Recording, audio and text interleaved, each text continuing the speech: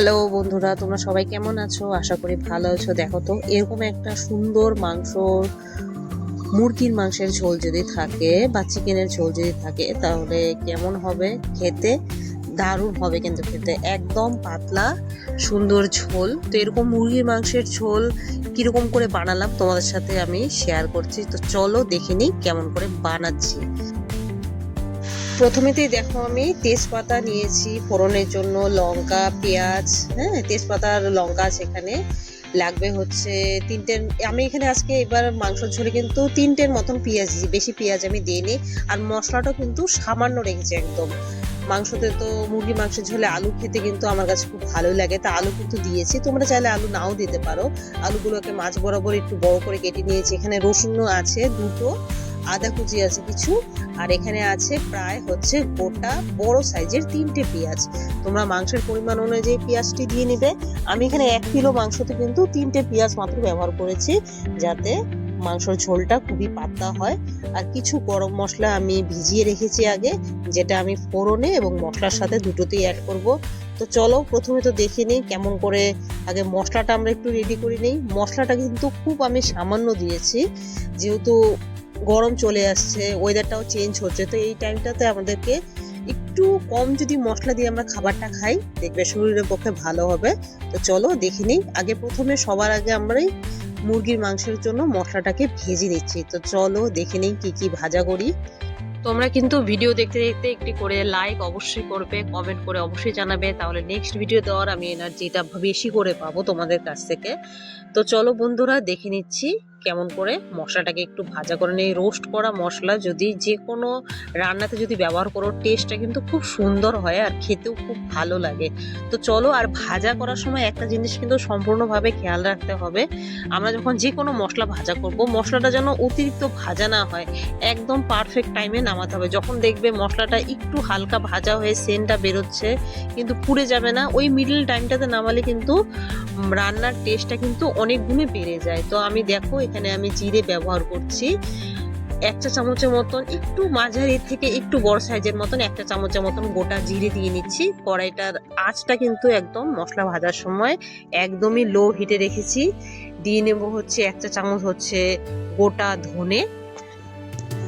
আমি কিন্তু গুঁড়ো মশলাটা খুব কম ব্যবহার করি, দেখে থাকবে তোমরা রান্নাতে। বেশিরভাগ আমি সবসময় গোটা মশলাটাই ব্যবহার করি, কারণ গোটা মশলাটা খাওয়াটা সব থেকে বেশি সেফ। কিন্তু অনেক সময় সময় খুব কম থাকার জন্য আমাদের কিন্তু অসুবিধা হয়ে যায়, তখন গুঁড়ো মশলাটা ব্যবহার করি। তো দেখো মশলার সঙ্গে কিন্তু একটি ভালো সাইজের তেজপাতা আমি দিয়ে নিয়েছি। আর বন্ধুরা, তেজপাতাটি কিন্তু আমার গাছের বাড়ির, আর সেন্ট আর টেস্ট এটাতে কিন্তু দুটো সুন্দর হবে। যে কোনো পাঁঠার মাংস বলো, খাসির মাংস, মুরগির মাংসে যদি তেজপাতা দাও মশলার সঙ্গে, একটু হালকা ভেজে নাও, সেটাকে যদি গুঁড়ো করে নাও, দেখবে টেস্টটা খুব ভালো লাগবে। ট্রাই করে অবশ্যই দেখবে কিন্তু। তো মশলাটা ভাজা হয়ে গেলে সঙ্গে দিয়ে নিলাম 4টের মতন লঙ্কা। যেহেতু গোটা গরম মশলা আমি ব্যবহার করব, তাই লঙ্কাটার পরিমাণটা আমি কম রাখছি। এই গরম মশলাটাকেও কিন্তু আমি এখানে ভেজে নিচ্ছি হালকা করে। হ্যাঁ, দেখবে হালকা করে ভাজার সময় যখন সেন্টটা বেরোবে তখনই আমি এটাকে নামিয়ে নিব। তো এটাকে ভেজে নিই এখন ভালো করে। এই যে ভাজা হয়ে যাচ্ছে, চলো দেখে নিই কেমন করে ভাজা হলে নামিয়ে নিব।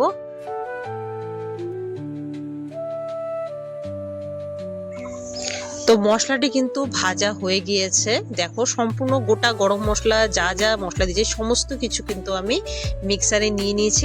আগে এটাকে কিন্তু আমি একদম ড্রাই পেস্ট করব, তারপরে একে একে বাকি বাকি সবগুলো মশলা আমি দিয়ে নিব। তো তার মধ্যে কিন্তু আমি রসুন কোয়া কিছু দিয়ে নিলাম, দিয়ে নেব পেঁয়াজ। আর এই মশলাটা প্রথমে একটু আমি জল ছাড়া পেস্ট করব একবার, তারপরে যদি করি একটু জল দিয়ে, পেস্টটা খুব সুন্দর হবে। তো কড়াইতে সঙ্গে সঙ্গে তেলও বসিয়ে দিয়েছি। আর বন্ধুরা, তোমাদের জন্য একটা সুন্দর গুড নিউজ আছে। রিম্পাই ফ্যামিলি ব্লগ ইউটিউব চ্যানেলে কিন্তু মনিটাইজেশন অন হয়ে গিয়েছে। এখন থেকে সুপার থ্যাঙ্কস তোমরা অবশ্যই করতে পারো, কোনো অসুবিধে নেই। জয়েনও হতে পারো। ন্যূনতম মিনিমাম চার্জ রাখা হয়েছে রিম্পাই ফ্যামিলি ব্লগ চ্যানেলে। আর এখানে রান্নাগুলো কিন্তু দৈনন্দিন জীবনে যে রান্নাগুলো থাকে রিম্পাই ফ্যামিলি ব্লগে, সেটাই আমি সবাইকে দেখাচ্ছি কেমন করে আমরা প্রতিদিনের রান্নাগুলোকে সুন্দরভাবে পরিবেশন করতে পারি বাড়িতেই। তো চলো, কড়াইয়ে কিন্তু তেল কিন্তু গরম হয়ে গিয়েছে। তেলের মধ্যে কিন্তু হালকা একটু নুন দিয়ে নিয়েছি। আলুটাকে ভেজে নিব একটু হালকা করে। আলুটা ভাজা হলে মাংসের ঝোলে খেতে কিন্তু খুব সুন্দর টেস্টটা হয়। তো আলুগুলোকে কিন্তু অত বেশি ভাজবো না, একদম হালকা ভেজে নিয়েছি, একটু লাল হওয়ার জন্য। আমি এটাতে কিন্তু ভাজার সময় কোনো হলুদ ব্যবহার করিনি, লবণটা শুধু সামান্য তেলে দিয়েছি। তো গোটা এখন তেলটা গরম হয়ে যাওয়াতে দেখো তেলটাও কিন্তু সামান্যই দিয়েছি। এখন এতে দিয়ে নিলাম তেজপাতা, শুকনো লঙ্কা। ফোড়নের জন্য তেজপাতা শুকনো লঙ্কাকে একটু হালকা ভেজে নেব, যতক্ষণ না একটু কালারটা পরিবর্তন হচ্ছে। তো কালারটা পরিবর্তন হয়ে গেলে একটা মাত্র পেঁয়াজ দিয়েছি শুধু আমি মিক্সারে পেস্ট করার জন্য, আর দুটো গোটা আস্ত পেঁয়াজ কুচনো কিন্তু আমি দিয়ে দিলাম তেলের মধ্যে। এটাকে কিন্তু আমি ভালো করে ভাজা করে নেব, যতক্ষণ না কালারটা আমার হচ্ছে পেঁয়াজের সোনালি কিংবা হালকা লাল কালার চলে আসছে। তো এটাকে আরো ভেজে নিচ্ছি।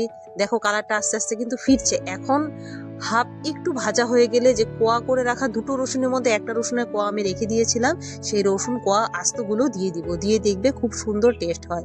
তার সঙ্গে আমি দিয়ে নিলাম দুটো টমেটো হচ্ছে কুচনো। তোমরা চাইলে কিন্তু টমেটোটা পেস্টও দিতে পারো, কিন্তু আমি আজকে টমেটোটা এখানে এরকম করে কেটেই ব্যবহার করেছি। আর সেটাকে আমি পেঁয়াজের সঙ্গে এরকম করে ভাজা করব, যাতে পেঁয়াজ ভাজার সাথে সাথে আমার টমেটোটা একদম সম্পূর্ণ গলে যায়। আর তেলের মধ্যে কিন্তু হলুদটা আমি দিয়ে দিচ্ছি। হলুদ আমি সবসময় তেলের মধ্যেই বেশি দিয়ে দিই, কারণ হলুদটা তেলের মধ্যে যদি ব্যবহার করো দেখবে কালারটা খুব সুন্দর আসবে। আর হলুদের যে একটা সেন্ট থাকে সেই সেন্টটা কিন্তু থাকবে না, আর কালারটা স্বাদটা কিন্তু দুটোই খুব সুন্দর হবে, হলুদের গন্ধটা থাকবে না। সঙ্গে দিয়ে নিচ্ছি হচ্ছে ফোড়নের জন্য গুটি কত গোটা গরম মশলা। তো এটাকে কিন্তু আমি ভালো করে এখন ভেজে নিচ্ছি।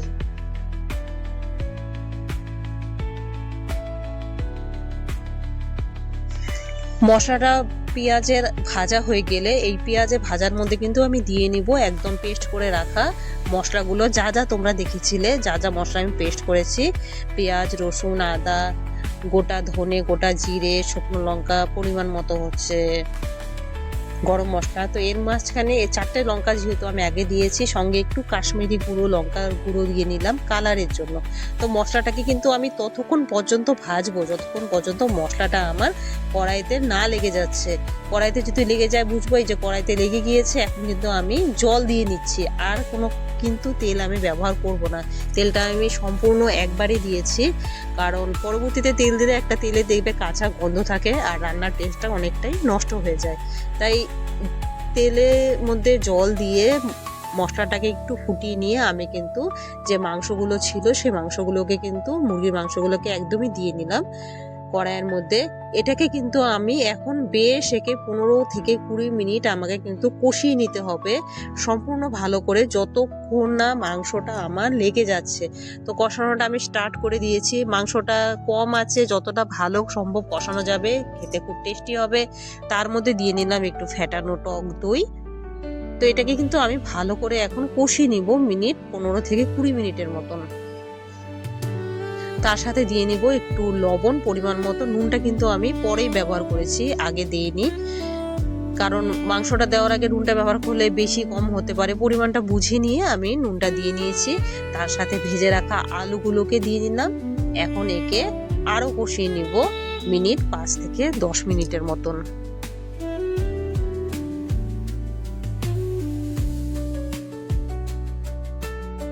তো মাংসর যে একটা জল উঠেছিল প্রথমে দেওয়ার পরে মশলার মধ্যে, দেখো জলটা কিন্তু এখন অনেকটাই শুকিয়ে চলে এসছে, কষানো পরিস্থিতিতে চলে এসছে। আর জলটা কিন্তু প্রায় হচ্ছে 80%ই কমে গিয়েছে। তো এখন দেখো জলটা যতটুকু তেলটা আছে এটার মধ্যে, এটা কিন্তু আমি আর একটু কষিয়ে নিব যাতে আরো ভালো করে। দেখো কালারটা কতটা পরিবর্তন হয়ে গিয়েছে, মাংসের কালারটা কষানো কিন্তু খুব সুন্দর চলে এসছে। এখন এই মাংসটার মধ্যে আমি পরিমাণ মতো একটু উষ্ণ করে রাখা গরম জলটাকে আমি দিয়ে দিচ্ছি।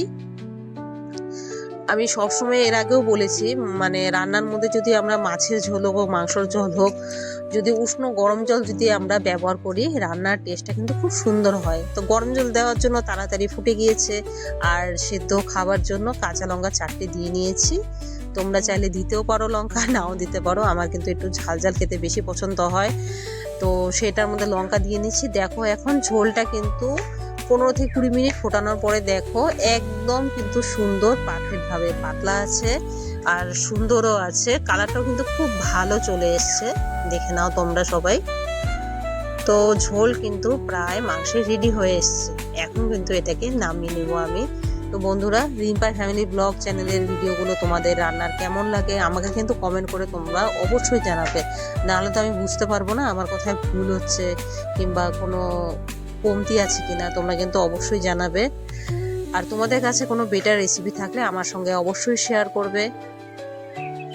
তো এইভাবে কিন্তু তোমরা পাশে দেখো, সব সময় আগে যেভাবে থেকেছিলে তোমরা লাইভে, তোমরা আমাকে প্রচুর সাপোর্ট করেছিলে, যার জন্য চ্যানেলটা আমার খুব তাড়াতাড়ি দাঁড়িয়ে গিয়েছে। এখন ধৈর্য ধরে কাজ করে যাচ্ছি, দেখা যাক কতদূর কি করতে পারি। যেহেতু সব কিছুই চালু হয়ে গিয়েছে, এটা সব থেকে বড় শান্তির। আস্তে আস্তে আর্নিং হচ্ছে, কিন্তু আর্নিংটা খুবই এখন সামান্য হচ্ছে। তো তোমরা এইভাবে সবাই পাশে থেকো। দেখো ঝোলটা কিন্তু একদম পারফেক্টভাবে পাতলা হয়েছে। আর রান্নার ভিডিওগুলো কেমন লাগছে আমায় কিন্তু তোমরা কমেন্ট করে অবশ্যই জানাবে। তো সবাই খুব ভালো থাকো, সুস্থ থাকো, বাই।